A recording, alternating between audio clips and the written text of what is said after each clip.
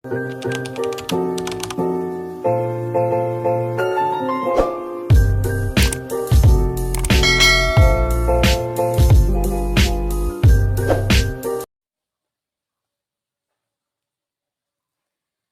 teman-teman, selamat datang di channel YouTube aku, Perawat Cerdik.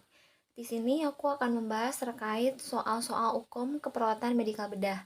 Nah, soal yang akan aku share di sini yaitu soal-soal yang tiap tahunnya itu selalu ada, selalu muncul. Nah, jadi teman-teman wajib menyimak dengan baik agar teman-teman nanti mampu menjawab soal-soal ketika hukum. Oke, sekarang kita langsung aja masuk ke soal yang pertama. Nah, soal yang pertama di sini yang ditanyakan, apakah interpretasi hasil AGD pada pasien? Seorang perempuan 38 tahun dirawat di ruang penyakit dalam karena PPOK.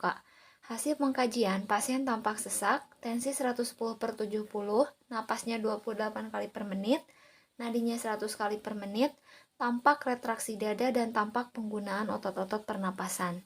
Hasil pemeriksaan AGD didapatkan nilai pH 7,30, PaCO2 49, PaO2 85, HCO3 22, saturasi oksigen 97%. Nah, yang ditanyakan, apakah interpretasi hasil AGD? Oke, teman-teman, sekarang kita cari benang merah. Karena yang ditanyakan di soal ini interpretasi dari AGD, berarti kita fokus di sini hasil dari pemeriksaan AGD-nya. Oke, ini benang merahnya. Nah, sekarang pilihan dari jawabannya itu opsi A, asidosis metabolik terkompensasi, B, alkalosis respiratorik, C, asidosis respiratorik, D, alkalosis metabolik, dan E, asidosis metabolik. Oke, saya kasih waktu 5 detik bagi teman-teman yang mau menjawab di buku catatan pribadinya. Dimulai dari sekarang.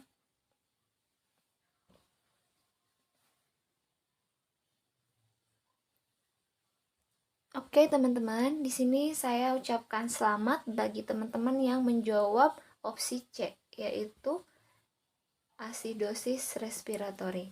Oke, kenapa Kak? Kok jawabannya asidosis respiratori? Yuk, sekarang kita lihat di hasil AGD. Di sini pH di soal 7,30. Nah, kita harus tahu dulu nih, nilai normal dari pH itu 7,35 sampai 7,45. Nah, berarti si pH ini dia mengalami penurunan. Oke, kita kasih tanda ya. pH mengalami penurunan. Sekarang, kita lihat di PaCO2. PaCO2 itu 49, sedangkan nilai normal PaCO2 itu 35 sampai 45. Nah, berarti si PaCO2 ini dia mengalami kenaikan. Nah, kalau untuk PaO2 ini istimewa banget nih, teman-teman. Jadi di PaO2 ini dia nggak punya batas nilai normalnya berapa. Jadi bebas aja mau isinya berapa. Nah, sekarang kita fokus lagi ke HCO3. Di HCO3 dia nilainya 22. Sedangkan nilai normal HCO3 itu 22 sampai 26. Berarti HCO3 dia nilainya normal. Oke, kita kasih tanda normal. Nah, sekarang kenapa asidosis respiratorik? Karena sesuai dengan rumus. Dikatakan asidosis respiratorik karena si pH-nya dia turun, PaCO2-nya dia naik, kemudian HCO3-nya itu normal. Oke, jelas ya. Sekarang kita lanjut ke soal berikutnya. Nah, sebelum ke soal, di sini saya akan kasih tahu ada 3 langkah ya untuk menilai AGD. Di sini langkah yang pertama, kalian harus tahu dulu pH. pH itu kalau misalnya si pH-nya itu mengalami penurunan, dia menandakan asidemia. Kalau PaCO2 yang meningkat, itu menandakan asidosis respiratorik. Dan kalau HCO3-nya itu turun, itu menandakan asidosis metabolik. Kebalikannya, kalau dia naik, berarti itu termasuk ke dalam alkalosis metabolik. Oke teman-teman, jadi teman-teman hanya tahu 3 langkah itu saja, teman-teman akan mudah menjawab terkait soal AGD. Nah, ada informasi yang bagus nih buat teman-teman. Kalau misalnya yang ditanyakannya itu apakah ada kompensasi atau tidak terdapat kompensasi, sebenarnya soal ini ketika saya lihat dari tahun ke tahun itu jarang ada yang muncul karena mungkin sedikit agak sulit ya. Jadi yang muncul itu hanya terkait asidosis sama alkalosisnya, baik respiratorik ataupun metabolik. Nah, kalau misalnya teman-teman pengen tahu adakah kompensasi atau tidak, gampang teman-teman. Kita lihat aja di PaCO2 sama HCO3. Kalau misalnya keduanya itu dia abnormal di arah yang berlawanan, maka itu terdapat kompensasi. Dan kalau salah satunya aja tuh yang abnormal dan yang lainnya normal, maka itu tidak terdapat kompensasi. Oke, jelas ya? Sekarang kita lanjut lagi ke halaman berikutnya. Nah, di AGD, seperti yang kita bahas tadi kan kita bahas asidosis respiratorik. Nah, kebetulan soal yang tadi kita bahas, dia termasuk ke dalam asidosis respiratorik murni. Kenapa, Kak? Karena si pH dia turun, PCO2 dia naik, dan HCO3 dia normal. Nah, kalau yang terkompensasi sebagian, itu pH-nya doang tuh yang turun, sedangkan PCO2 dan HCO3-nya itu naik. Kalau yang terkompensasi penuh, yang normalnya itu cuma pH, yang lainnya itu naik. Oke, kalau misalnya teman-teman pengen tahu lebih jauh, teman-teman bisa pelajari dari tabel ini. Nanti bisa di screenshot dan pelajari lebih dalam lagi. Oke, kita lanjut lagi. Nah, soal yang kedua. Di soal yang kedua di sini yang ditanyakan itu apakah hasil pemeriksaan pada tahapan auskultasi pada kasus tersebut. Jadi hasil tahapan auskultasi ya. Nah, seorang laki-laki 40 tahun dirawat di ruang penyakit dalam dengan keluhan sesak napas. Hasil pengkajian tensinya itu 130/80, nadi 88 kali per menit, napasnya 24 kali per menit, X-ray toraknya menunjukkan adanya pleuritis dextra. Saat ini perawat sedang melakukan pemeriksaan fisik paru pada tahapan auskultasi. Apakah hasil pemeriksaan pada tahapan auskultasi pada kasus tersebut? Oke, di sini benang merahnya itu, di sini pasien menandakan adanya pleuritis dextra. Kemudian pasiennya juga sesak napas. Ya, di sini ini. Oke. Ini jadi benang merah di soal ini. Untuk pilihan jawabannya, opsi A ronhi, B vesikuler, C Wheezing, D bronchial, E friction drop. Oke, saya kasih waktu lagi 5 detik bagi teman-teman yang mau menjawab.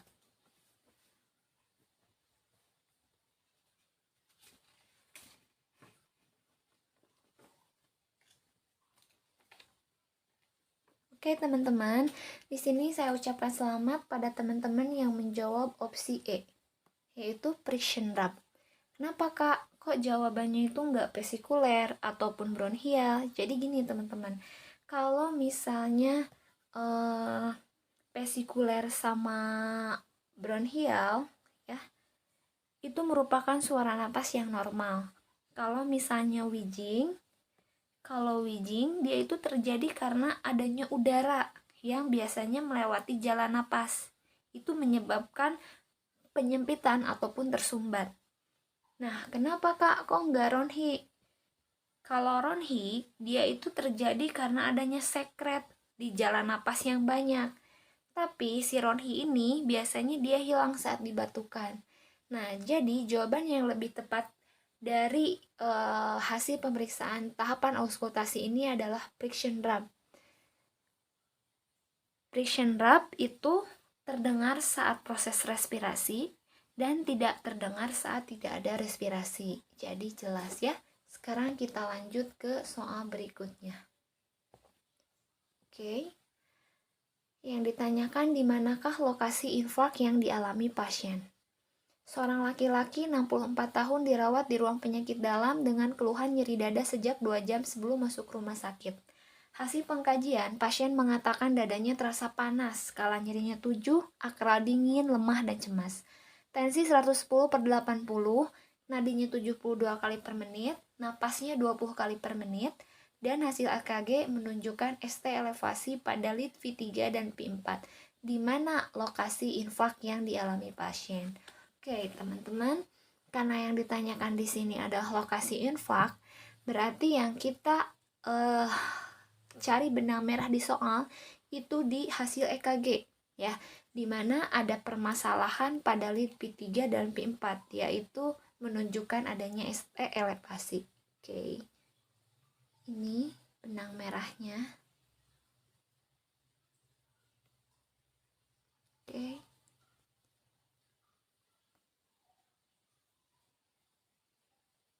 Oke, itu ya. Nah, untuk jawaban opsi A itu posterior jantung, B inferior jantung, C anterior jantung, D lateral jantung, dan E septal jantung. Oke, saya kasih waktu lagi 5 detik bagi teman-teman yang mau menjawab.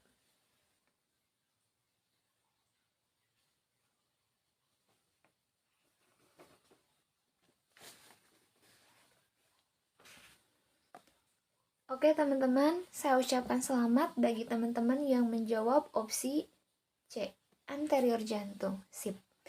Kenapa kak? Kok jawabannya anterior jantung? Ini soal yang cukup mudah dan bisa dibilang sangat mudah ya. Kenapa? Karena ketika yang ditanyakan lokasi infak, di soal pun dijelaskan di mana hasil EKG-nya itu menunjukkan ST elevasi nih pada lead P3 dan P4. Nah, lead P3 dan P4 itu merupakan bagian depan dari jantung atau yang kita sebut anterior jantung. Nah, kenapa kak kok nggak jawaban yang lain? Karena sandapan lead selain lead P3 dan P4 itu bukan merupakan area interior. Oke, jelas ya. Sekarang kita lanjut lagi. Nah, soal berikutnya. Apakah pengkajian lanjutan pada kasus tersebut? Seorang laki-laki 46 tahun dirawat di ruang penyakit dalam dengan diagnosis peritonitis dan mengeluh nyeri perut. Hasil pengkajian skala nyerinya 6, tampak wajah menyeringai, tensinya 140/90, nadi 100 kali per menit, napasnya 24 kali per menit, dan suhu 38 derajat Celcius. Yang ditanyakan pengkajian lanjutan. Nah, kita cari benang merah. Benang merah di soal ini, pasiennya mengalami peritonitis, ya. Kemudian mengeluh nyeri perut juga, skala nyerinya juga 6, tampak wajah menyeringai. Oke. Nah, itu benang merahnya. Di sini untuk pilihan jawaban opsi A itu mual, B muntah, C bising usus, D distensi perut, E intake dan output cairan. Oke, saya kasih waktu lagi 5 detik bagi teman-teman yang mau menjawab.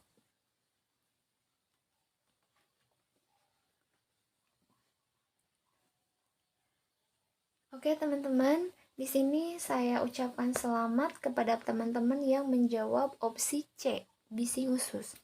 Kenapa kak? Kok jawabannya bising usus? Nah, jadi gini, pada pasien yang mengalami peritonitis ya, aktivitas ususnya itu cenderung mengalami penurunan, bahkan bisa aja berhenti. Sehingga hal utama yang diperhatikan oleh kita adalah bising usus dari pasien itu sendiri. Oke, jelas ya. Sekarang kita lanjut lagi. Oke.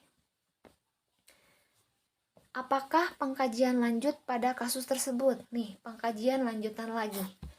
Seorang perempuan 30 tahun dirawat di ruang penyakit dalam dengan diagnosis suspek appendicitis. Hasil pengkajian, pasien mengeluh nyeri perut kanan bawah, skala nyerinya 7, mual muntah, serta tidak nafsu makan. Tensi 130/80, napasnya 26 kali per menit, dan nadinya 8 kali per menit. Apakah pengkajian lanjutan pada kasus tersebut? Oke, benang merahnya di sini teman-teman. Pasien mengalami suspek appendicitis. Kemudian mengeluh nyeri perut kanan bawah juga, skala nyerinya jelas 7. Ya, ya. Kemudian pasien mengalami mual, muntah, dan tidak nafsu makan. Oke. Yang ditanyakan pengkajian lanjutan nih. Sekarang kita lihat jawaban di opsi A, itu auskultasi bising usus. B, observasi status nutrisi. C, pemeriksaan laboratorium. D, observasi tanda-tanda dehidrasi. Dan E, palpasi pada titik MC Burney. Oke, saya kasih waktu 5 detik bagi teman-teman yang mau menjawab.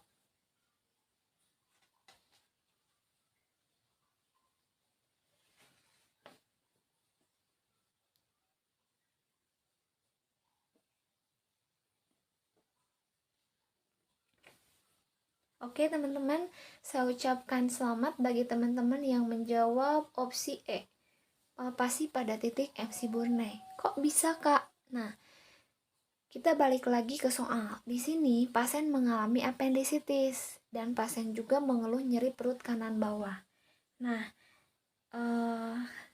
nyeri perut kanan bawah ini ya, atau nyeri di kuadran kanan bawah ini merupakan tanda kunci diagnostik appendix.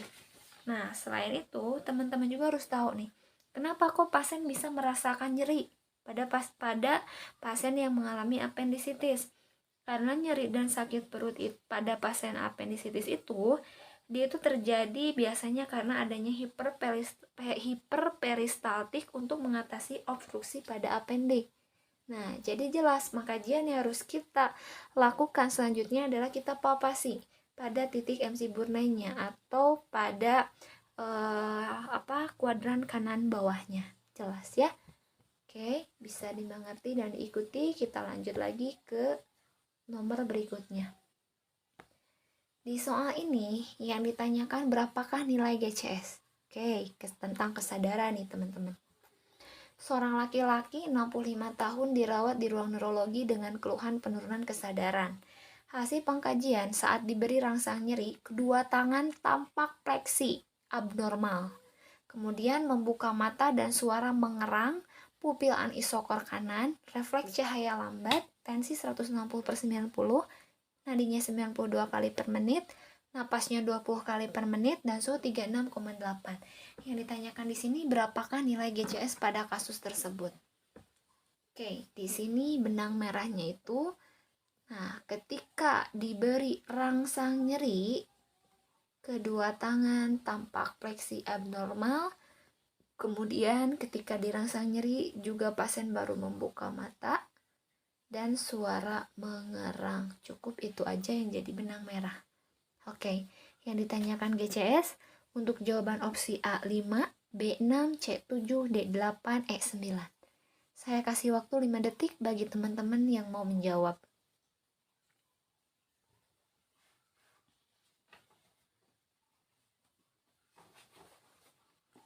Oke teman-teman, saya ucapkan selamat bagi teman-teman yang menjawab opsi C, yaitu 7.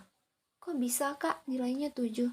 Jadi gini teman-teman, kita lihat lagi kembali ke soalnya ya. Di sini pasien itu nyeri kedua tangannya itu tampak fleksi abnormal. Nih, tampak fleksi abnormal, dia itu nilainya 3. Nah, pasien membuka mata dengan rangsang nyeri. Nih, pasien buka mata, ya ketika dirangsang nyeri, itu nilainya 2. Nah, kemudian suara pasien juga mengerang, dia nilainya 2. Otomatis, 3 tambah 2, 5, 5 tambah 2, 7. Nah, itu dapat dipahami, kita lanjut lagi ya. Nah, kita lihat. Tadi kan pasien membuka matanya itu karena dirangsang nyeri, nilainya 2 ya. Kalau yang spontan itu 4, kalau dengan suara 3 dan nggak ada respon itu 1. Kalau lihat di perbal, kalau ngomongnya itu nyambung sesuai harapan itu nilainya 5. Kalau kacau 4, tidak teratur 3, dan suara tidak jelas seperti mengerang itu 2. Kalau nggak ada suara dia nilainya 1. Nah, sekarang kita masuk ke motorik. Di motorik, kalau misalnya pasien bu angkat kaki, bu angkat tangan, dia sesuai dengan perintah, sesuai dengan keinginan kita, itu nilainya 6. Kalau melokalisir nyeri, menjauhi stimulus yang kita beri rangsang nyeri itu 5. Kalau yang fleksi abnormal, menarik anggota tubuh ketika dirangsang itu 4. Kalau fleksi abnormal, itu 3. Kalau ekstensi abnormal itu 2 dan tidak ada pergerakan sama sekali itu nilainya 1. Oke, jelas ya. Nah, kita lanjut ke soal berikutnya. Yuk, semangat, masih ada waktu. Di soal ini yang ditanyakan berapa nilai kekuatan otot. Seorang perempuan 35 tahun dirawat di ruang bedah saraf dengan pasca kraniotomi. Kraniotomi itu bedah otak ya teman-teman. Nah, hasil pengkajian, pasiennya itu tampak hemiparese kanan, lemah dan tidak mampu menggerakkan tubuhnya. Refleks fisiologi juga melambat. Saat dilakukan pemeriksaan otot ekstremitas kanan, didapat hasil sebagai berikut. Pasien tidak mampu mengangkat lengan dan kaki, namun masih bisa menggerakkannya. Berapa nilai kekuatan otot pada pasien tersebut? Nah, kita cari lagi benang merah. Yang ditanyakan kekuatan otot, berarti yang kita lihat di soal itu pemeriksaan otot ekstremitasnya. Nah, di sini didapatkan hasil sebagai berikut, tidak mampu mengangkat lengan dan kaki namun masih bisa menggerakkannya. Oke. Jawaban opsi A itu 1, B2, C3, D4, dan E5. Oke, saya kasih waktu 5 detik bagi teman-teman yang mau menjawab.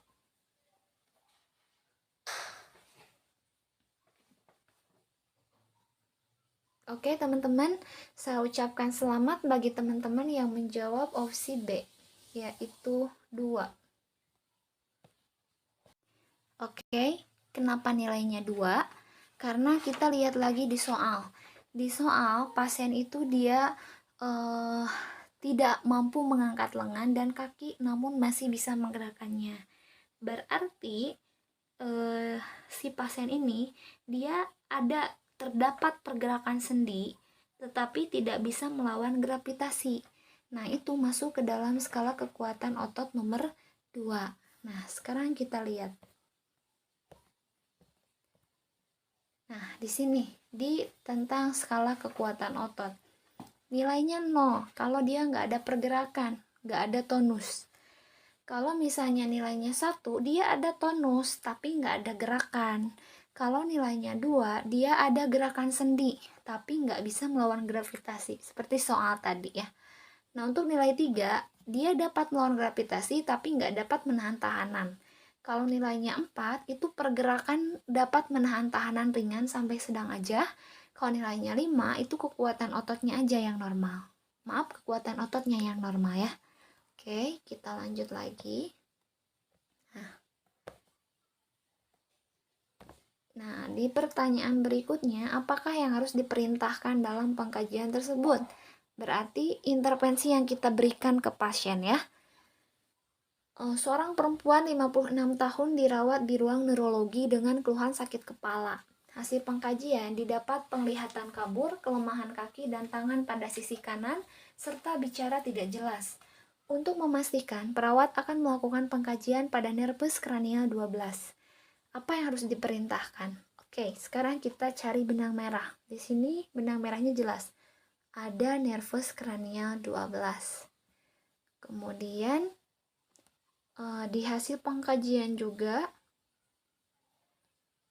pasien bicaranya itu tidak jelas. Nih, itu benang merahnya cukup jelas ya. Oke, jawaban opsi A itu minta pasien mengucapkan suara A. B. Meletakkan garam pada lidah bagian depan. C. Meletakkan gula pada lidah bagian belakang. D. Minta pasien untuk memocongkan mulutnya. Dan E. Minta pasien menggerakkan lidah ke satu sisi dan ke sisi lainnya. Oke, saya kasih waktu lagi 5 detik bagi teman-teman yang mau menjawab.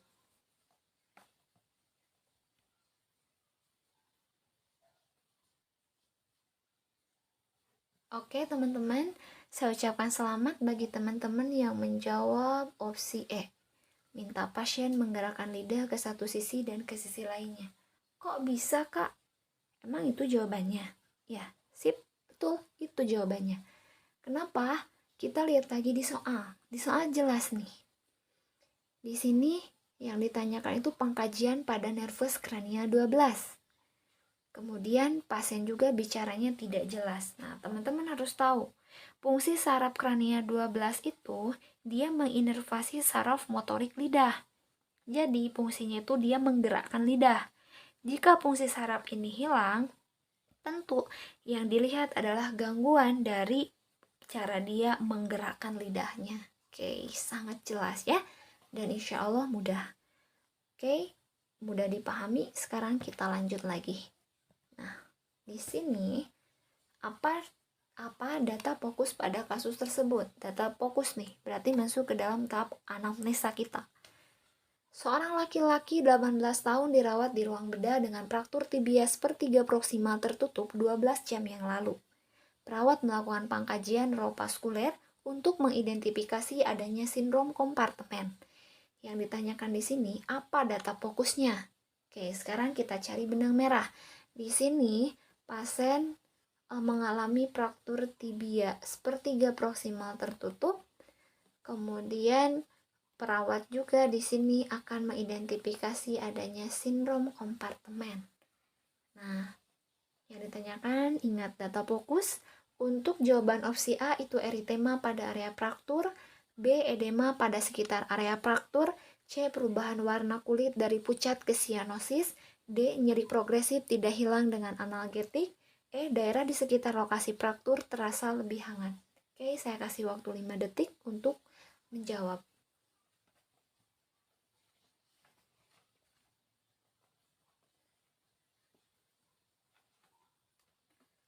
Oke, saya ucapkan selamat bagi teman-teman yang menjawab opsi D.